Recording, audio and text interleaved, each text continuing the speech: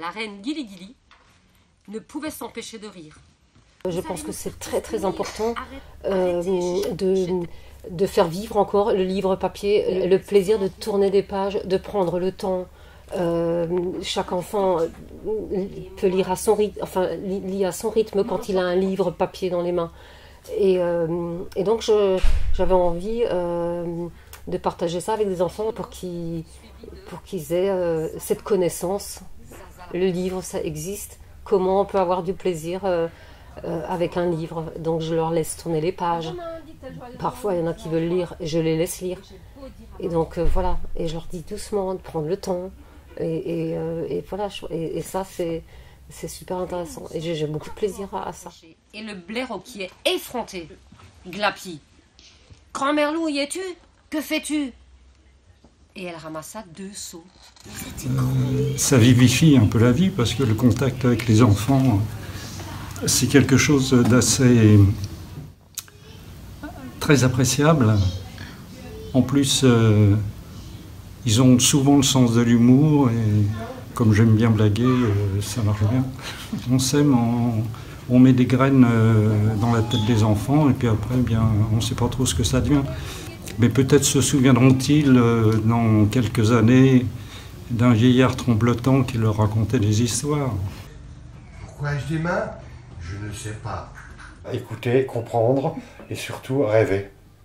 Parce qu'il faut savoir que beaucoup de parents me disent que le soir, quand ils rentrent à la maison, l'enfant, il imite Jean-Pierre, donc il lit des livres aux poupées et donc il raconte des histoires aux poupées. Moi, je l'ai fait surtout pour que les enfants aient le plus de chances possible dans la vie par la lecture et les livres et l'écriture après. Ce soir, Monsieur Lapin a peur d'aller se coucher. L'heure de lecture à l'école est attendue.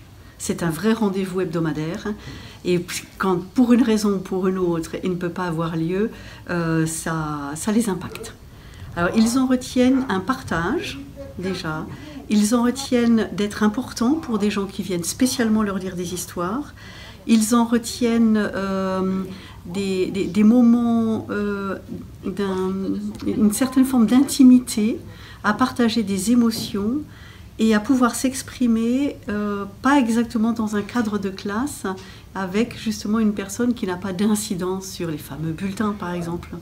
Et ils échangent des émotions et ils échangent du langage. Je voyais le petit garçon près de son grand bol vide. Je voyais aussi maman cliquer pour envoyer 10 €. Ce que je fais surtout, c'est de leur dire, voilà, je ne suis pas un professeur, je ne fais pas un cours de littérature ni de français, je viens leur lire des histoires, je les fais aussi lire devant les autres en kamishibai. Tout à l'heure, j'ai prévu un kamishibai, donc ils présentent eux le kamishibai. Et puis je les amène à la découverte d'auteurs qu'ils ne connaissent pas forcément ou d'auteurs qu'ils connaissent, mais d'une autre manière.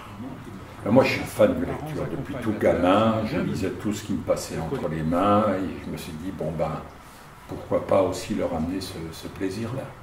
Y compris avec des BD de basse qualité jusqu'à du Victor Hugo, hein, de dire, voilà, il va faire découvrir cet éventail. Aujourd'hui.